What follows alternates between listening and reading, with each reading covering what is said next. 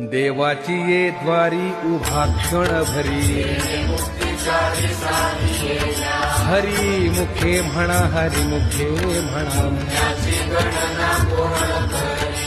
असोनी संसारी जीवा वेगू करी ज्ञानदेव म्हणे व्यासाची खुणा हरिमुखे म्हणा हरिमुखे म्हणा देवाची ये द्वारी उभा क्षण भरी हरी मुखे म्हणा हरिमुखे म्हणा असोनी संसारी जीवा वेगू करी ज्ञानदेव म्हणे व्यासाची खुणा